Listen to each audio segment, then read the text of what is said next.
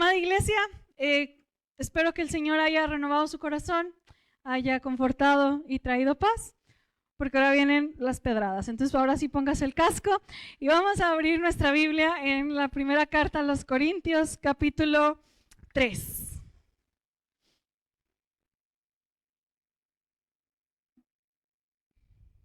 Recuerden, hermanos, que Pablo viene hablando de un mismo argumento.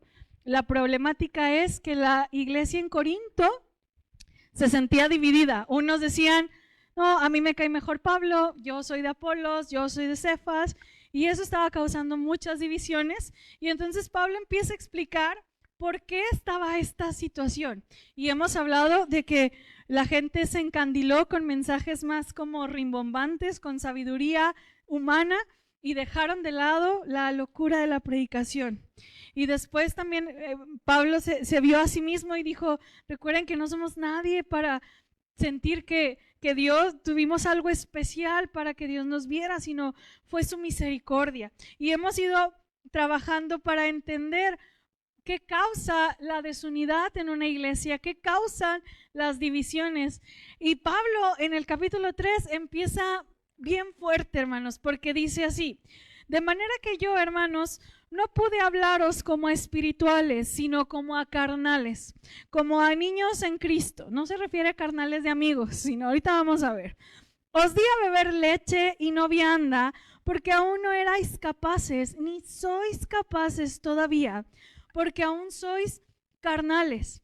Pues habiendo entre vosotros celos, contiendas y disensiones, ¿no sois carnales y andáis como hombres? Porque diciendo el uno, yo ciertamente soy de Pablo, y el otro, yo soy de Apolos, ¿no sois carnales? Amados hermanos, repito, Pablo está tratando de argumentar qué está pasando, y Pablo ya había explicado que había dos tipos de personas, incluso en la Biblia podemos ver dos tipos de personas. La gente natural o el ser humano natural, el que no ha conocido al Señor, y el ser espiritual, aquel que ha entrado o ha reconocido al Espíritu, le ha pedido al Señor que venga y el Espíritu tome el control de su vida. Pero aquí pareciera, y digo pareciera porque ahorita lo voy a explicar, que Pablo habla de una algún tercer grupo de personas donde dice, sí, el Espíritu ha llegado a sus vidas, pero siguen viviendo como si no lo tuvieran. Y ese es un gran problema. Pablo me maravilla porque no está poniendo en tela de duda que hayan recibido al Espíritu. No lo está poniendo en tela de duda, no dice, yo creo que no, pero está diciendo, muchos, no es posible que ya teniendo un tiempo en el Evangelio, yo quiero hablarles de cosas más serias, de cosas más profundas, y no puedo, porque ustedes siguen esperando que las cosas del Evangelio o las verdades vengan en cosas sencillas y no ha habido un crecimiento espiritual en ustedes. Y eso es porque a eso le llama que son carnales. Y algunas de las evidencias que dice Pablo de gente que ha recibido al Señor, el Espíritu está en ellos, pero no hay un señorío de Jesucristo en sus vidas. Son personas que aún viven, se le dice en la Biblia, en la carne, es decir, son gobernados por ellos mismos, por sus pensamientos, por sus deseos y por sus inclinaciones. Esas son las personas carnales. Y dice Pablo, una de las evidencias es que son celosos y promueven la contienda.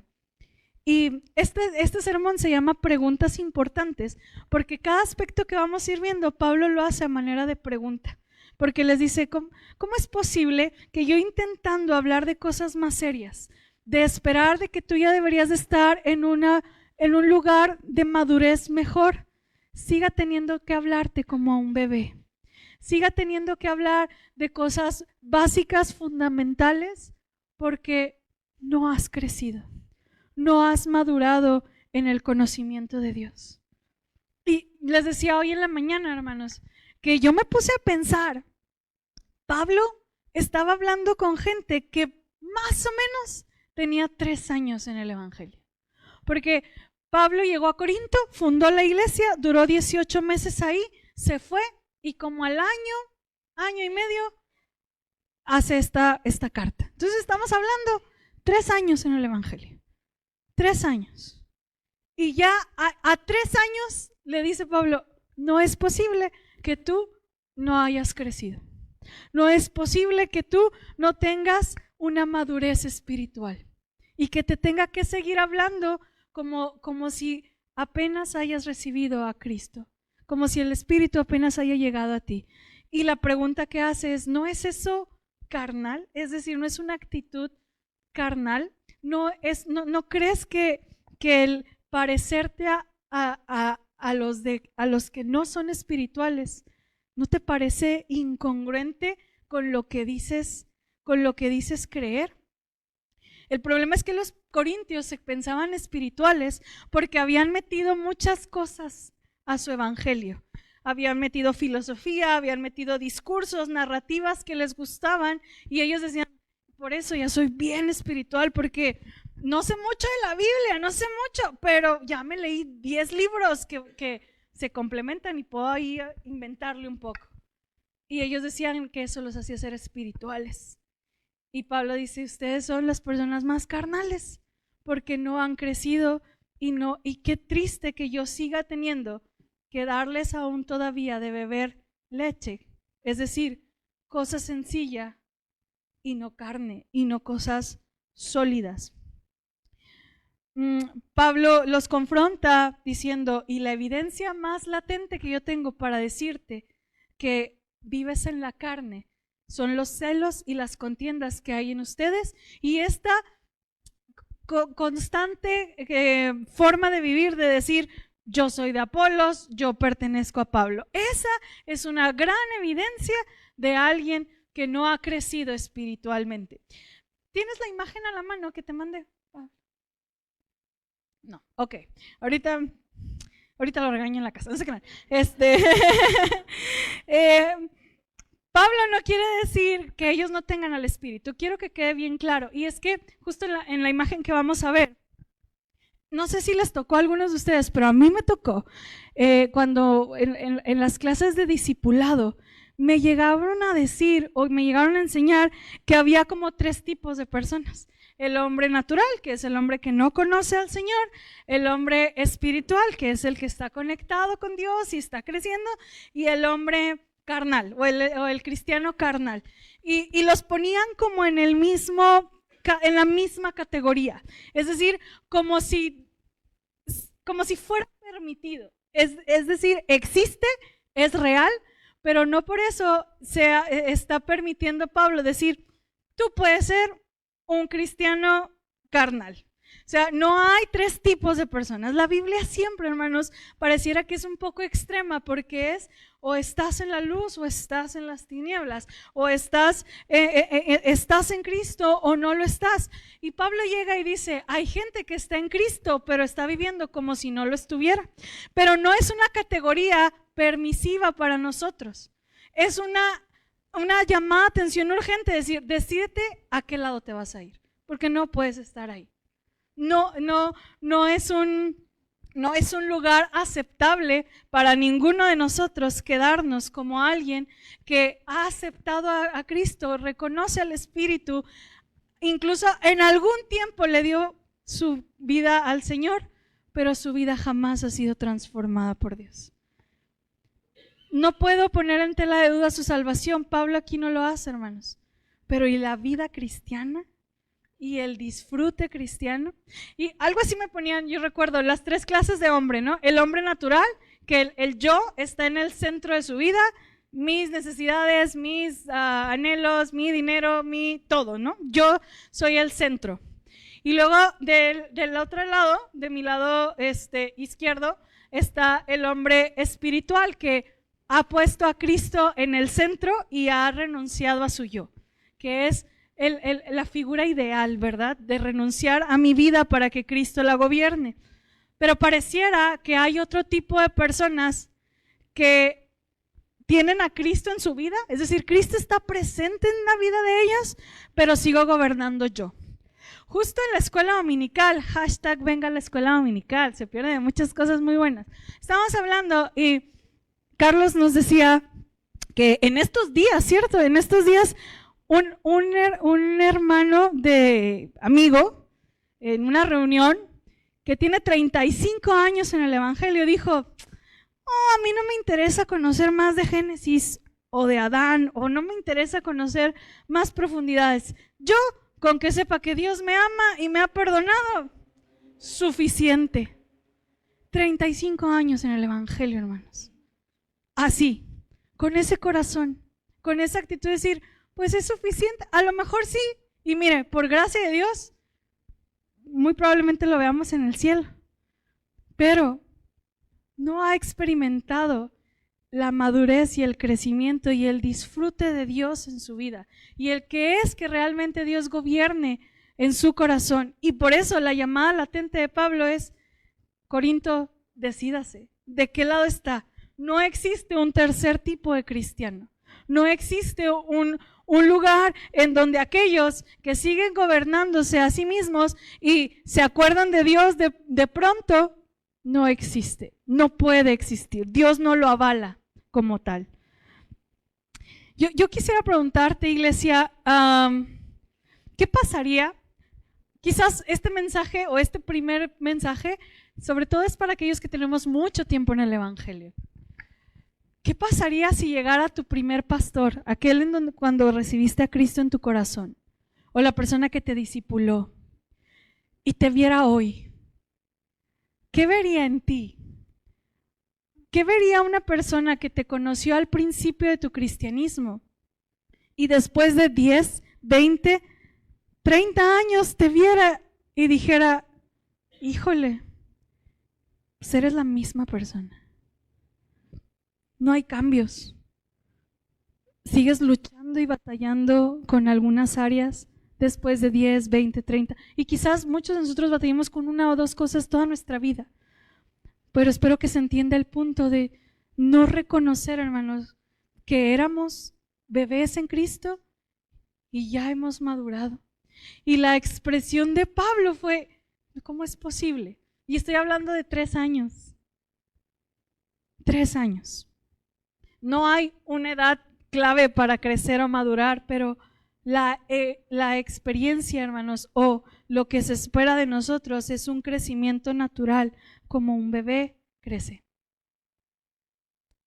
Y Pablo menciona, al menos en este pasaje, recordando el argumento de su división, dice, para mí la evidencia es que ustedes están en celos y están diciendo, yo soy de esta persona y yo soy de la otra. Esa es una gran evidencia de alguien que no ha madurado en Cristo. ¿Y por qué el sermón se llama Preguntas Importantes? Porque en esta dice, ¿no estás actuando como los hombres que no conocen a Dios? Tú no estás viendo que esta actitud de sentirme parte de Apolos o sentirme de Pablo es una evidencia de una vida espiritual inmadura. Y entonces en el versículo 5 Pablo sigue y dice, ¿qué pues es Pablo y qué es Apolos? Servidores por medio de los cuales habéis creído, y eso es según lo que a cada uno concedió el Señor. Yo planté, Apolos regó, pero el crecimiento lo ha dado Dios. Así que ni el que planta es algo, ni el que riega, sino Dios que da el crecimiento. Y el que planta y el que riega son una misma cosa, aunque cada uno recibirá su recompensa conforme a su labor, porque nosotros somos colaboradores de Dios y vosotros sois labranza de Dios y edificio de Dios. Uno de los problemas del corazón de los corintios, hermanos, era la jactancia y el sentir, no, es que Apolos sabe un montón, entonces yo soy team Apolos, ¿no? Me gusta estar con Apolos. O Pablo es más impetuoso, es más fuerte, me gusta. Y entonces Pablo dice, mira, se nota su inmadurez, porque Pablo y Apolos solo somos servidores. Y cuando somos servidores quiere decir que tenemos un amo, y los servidores nada nos pertenece. Y una gran señal de ustedes, corintios, que son inmaduros, está implícito que al no ser amos, no pueden tener pertenencias como un amo sí las tiene. Y Pablo básicamente no lo dice aquí, pero ¿qué es Pablo? ¿Qué es Apolos? Es como si Pablo dijera, nada, no somos nada porque todo es de Dios. La iglesia, el ministerio, Pablo, Apolos, todo es de Él. Y por consiguiente, no es válido que alguien diga, yo soy de Pablo, ya que el único lema en este pasaje que tú vas a estar leyendo es, todos es de Dios. Y Pablo pone dos ejemplos, uno es un campo y otro es el edificio. Y en el campo, justamente, Pablo dice, hagan de cuenta que yo llegué primero y yo planté la semilla. Pablo llegó y echó agua y la regó, pero Dios es quien hace que brote todo. Yo solamente hice lo que me correspondía. Y somos diferentes, pero a la vez somos iguales en nuestro trabajo, porque tanto Pablo como Apolos solamente somos colaboradores. Y no significa que Dios esté a la par y nosotros seamos colaboradores, significa que Dios ha puesto en nuestras manos la oportunidad de servirle. Y en esto Pablo dice, aquí vemos la diversidad del ministerio. Unos plantan, otros la riegan, literal, y otros sí lo hacen bien, otros riegan bien y otros la regamos, ¿verdad? Entonces, pero hagamos lo que hagamos, abonemos, o seamos los que estemos, no sé, haciendo parte de esta labranza, por más pequeña que sea o por más grande. Dice aquí, la recompensa quizás será diferente, y no sé cómo Pablo no se pone a explicar nada de eso. La intención de Pablo es que hay diversidad de ministerios, pero eso no significa que pertenezcamos a alguien.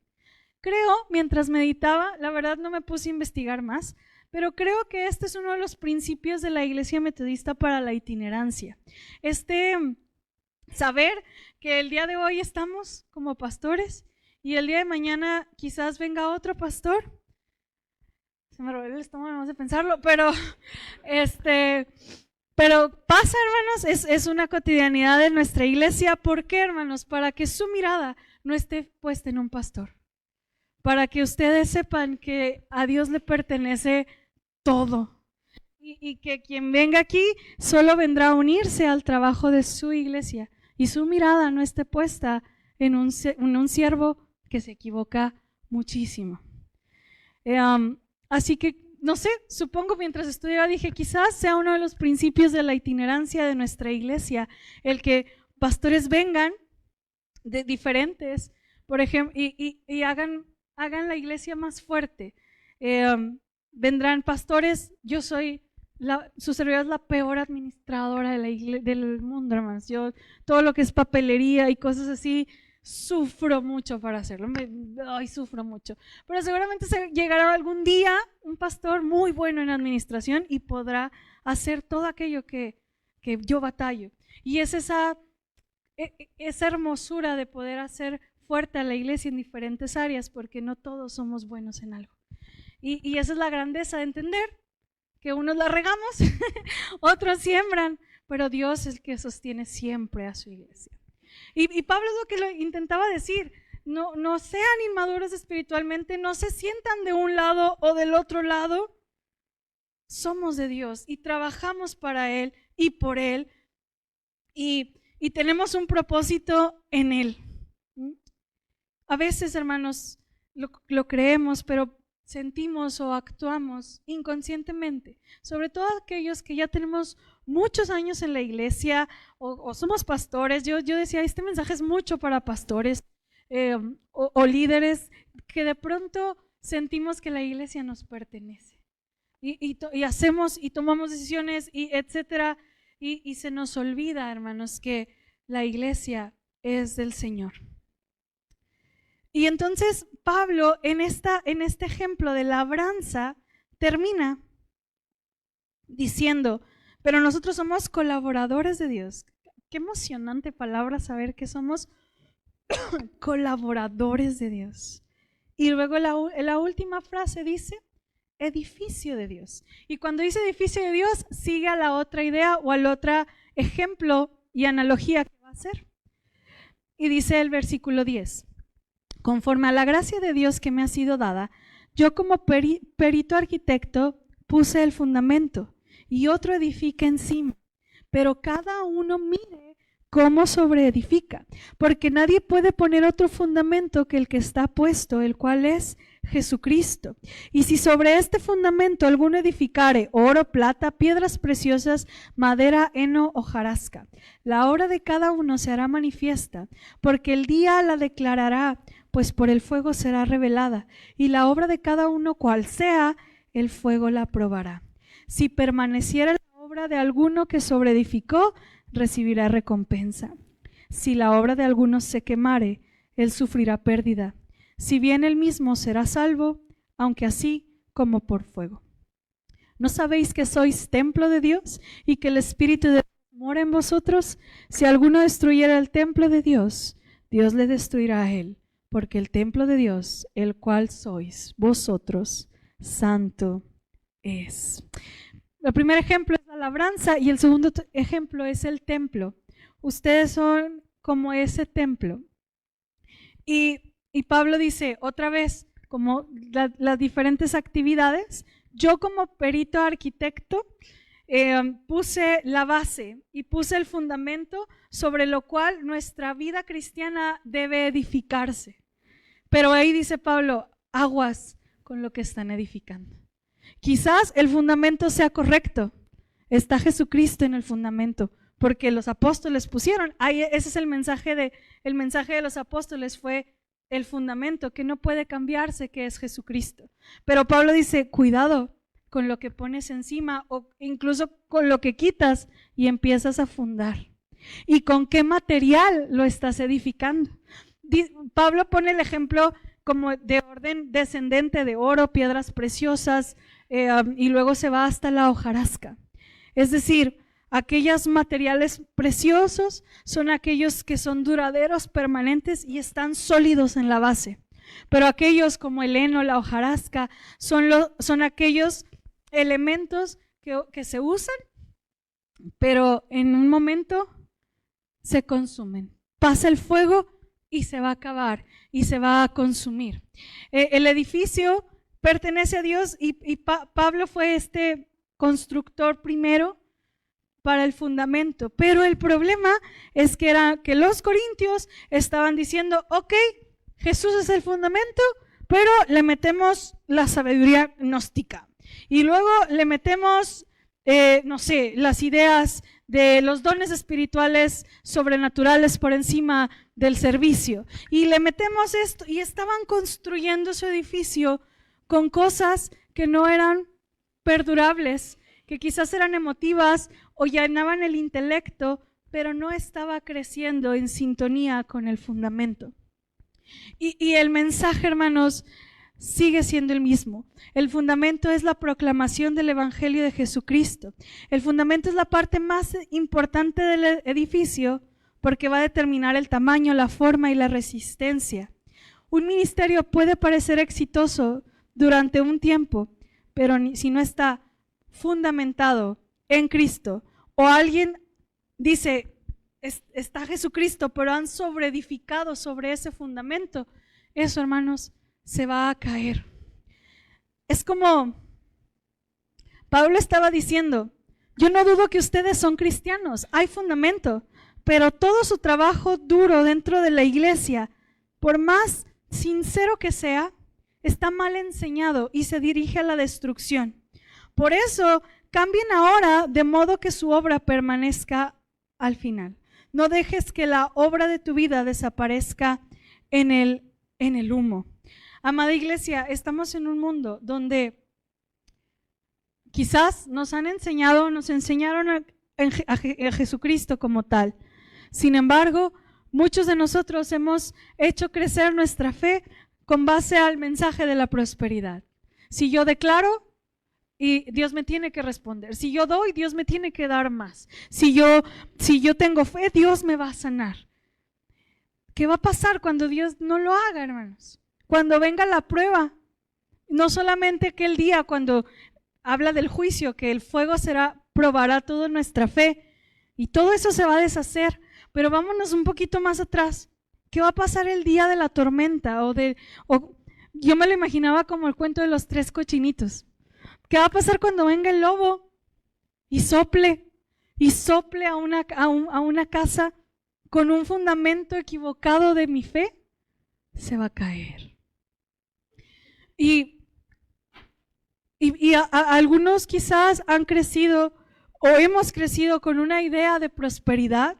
Otros quizás han crecido con pensamientos profundos intelectuales, de manera que la intelectualidad nos ha hecho más escépticos de lo que deberíamos a la obra de Dios. O por otro lado, quizás el sensacionalismo extremo. Incluso, hermanos, temas bíblicos por encima del mensaje de Jesucristo son materiales que se van a quemar. Hoy en día tenemos la teología feminista, tenemos la teología de la liberación y tantas cosas que se han puesto por encima del mensaje central y del fundamento.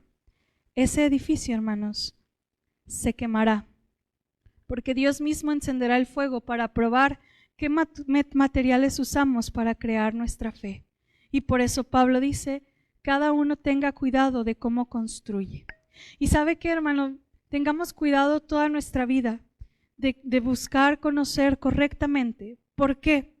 Porque conocemos tantas historias que iniciaron bien y terminaron mal, con un fundamento relativamente correcto.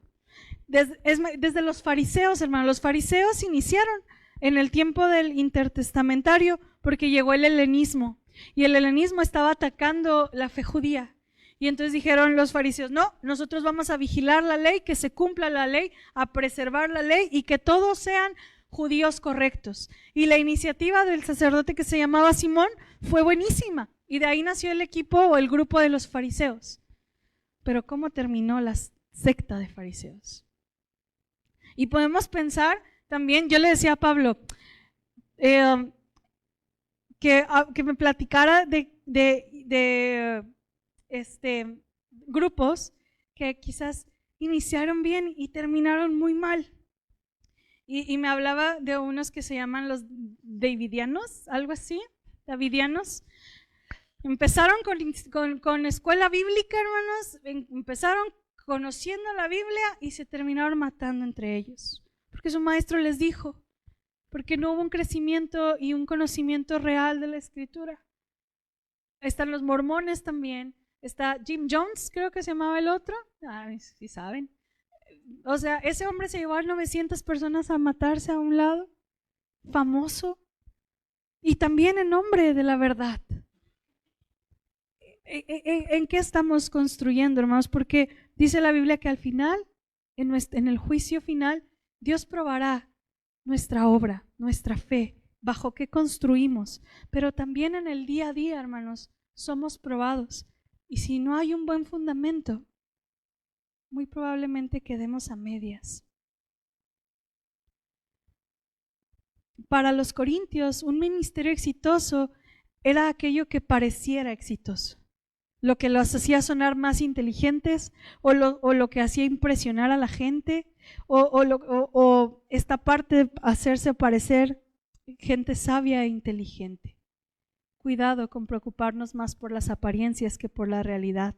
Cuidado con prestarle más atención a quienes pueden darnos algún beneficio y menos a quienes no ofrecen algo a cambio. Cuidado con medir el éxito en términos de si soy reconocido o no. Cuidado de depender de la respuesta afirmativa de Dios para una fe fuerte. Y Pablo termina esta idea diciendo, ¿no sabéis que sois templo de Dios y que el Espíritu de Dios mora en vosotros? Si alguno destruyera el templo de Dios, Dios le destruirá a él, porque el templo de Dios, el cual sois vosotros, santo es. Este pasaje, hermanos, usualmente se usa para el cuerpo. Es decir, somos el templo de Dios y hay que santificarlo. No está mal, es una idea correcta, pero clase hermenéutica rápido. ¿Qué tendría que ver ese punto con lo que venimos hablando? Nada. Pablo está hablando de un edificio, está hablando de cómo construir de manera correcta nuestra fe cristiana fundamentada en Cristo y donde nuestro material, es decir, la fe en Cristo, nuestra doctrina, el conocimiento y el servicio esté fundamentado de manera que sea sólido. Y entonces termina la idea diciendo, ustedes son el templo. Tu vida, tu corazón, tu cuerpo, todo lo que tú eres, y no nada más tú, sino colectivamente sois el templo de Dios. Ustedes son la habitación y la morada de Dios. En el Antiguo Testamento, Dios habitaba en un templo físico, donde el cielo y la tierra se conectaban con la presencia de Dios, y ahí estaba únicamente la presencia de Dios. En el Nuevo Testamento dice la palabra que Dios, en Cristo, habitaba toda la plenitud y la presencia de Dios. Él era Dios mismo, y hay un pasaje en Juan donde dice que Cristo, en el griego dice se tabernaculizó, es decir, él era el tabernáculo andante. Él se hizo del templo de un solo lugar, ahora es el templo, él, Dios mismo, habitando entre los hombres por medio de Jesucristo. Pero ahora como iglesia, el templo de Dios o la morada de Dios somos nosotros. Dios nos ha permitido a través de su Espíritu ser morada de Dios, ser la habitación de Dios. Y entonces ahí es donde dice Pablo, cuida cómo estás edificando la morada de Dios. Cuida este lugar que tienes tú personalmente y tu iglesia. Cuiden cómo están edificando las cosas, cómo están construyendo su fe, con base en qué se está construyendo. Porque Pablo dice, otra vez hace pregunta y dice, ¿no sabéis que ustedes, tú iglesia, eres el templo, eres el lugar en donde habita Dios? Y si alguno destruyera el templo de Dios, si alguno ofende o profana el templo de Dios, Dios le destruirá. Incluso dice, pero a lo que se refiere es que los corintios estaban llamados a ser la alternativa o la respuesta para el mundo corinto, y no lo estaban siendo. Y entonces Pablo dice, la pregunta que él hace, la pregunta importante es, ¿cómo puede alguien arruinar el templo de Dios? El templo que estaba entre ustedes se hizo hombre para que ahora ustedes tengan la puerta abierta y sean morada de Dios. Pero recuerden, iglesia, Dios es santo. Por consiguiente, su templo es santo. Es un lugar apartado para sus fines. Y nosotros, por implicación, somos llamados a ser santos. Como lo revela esta carta, somos una habitación que la cual Dios nos llama a construirla de la mejor manera, con los materiales más bellos, con la fe más certera, con un conocimiento que va creciendo, con una vida que da evidencia de quién es Él. Porque Pablo sabe y está consciente que este templo, y que somos todos nosotros, es la alternativa y la respuesta que allá afuera necesita. Y el problema, hermanos, es que Corinto no estaba resolviendo eso. Y el problema quizás es que nosotros tampoco.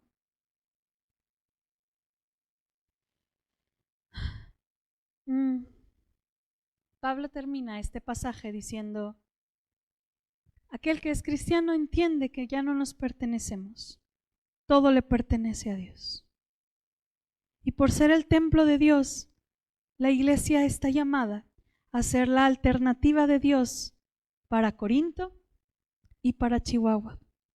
Tanto por las religiones de Corinto y sus vidas necesitaban una respuesta ellos en su tiempo, en nuestro tiempo también. Pero los cristianos corintios, por su sabiduría mundana, sus jactancias y sus divisiones, estaban desterrando al espíritu y estaban a punto de destruir la única respuesta que Dios tenía para esa ciudad. La inmadurez espiritual, la conformidad de conocer un poquito del evangelio y con eso seguir caminando en mi vida cristiana. El no poder reflejar a Cristo en mi diario vivir, el no crecer en aquellas debilidades que aún tengo, el no edificar mi casa sobre una roca firme y mi fundamento sobre esa roca, estaba haciendo que la iglesia no fuera un ejemplo para allá afuera y se estaban confundiendo entre aquellos que no conocían del Señor.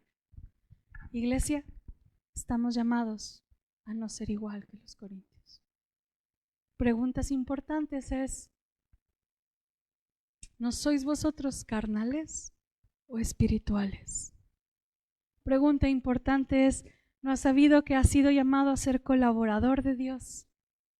Pregunta importante es: ¿no sabéis que eres el templo de Dios, el cual te llama a ser santo? Estamos llamados a construir una habitación en la cual el Señor se deleite, se regocije y sea una respuesta hacia la humanidad. Así que voy a pedirte que te pongas de pie y voy a pedir al grupo de alabanza que pase.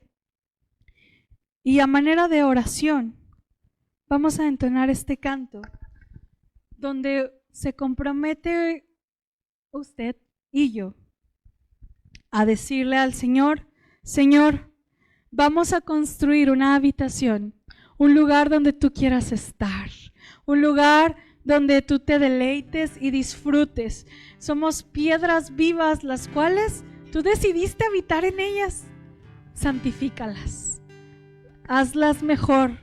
Queremos honrar tu casa con un crecimiento real, verdadero y efectivo hacia la humanidad.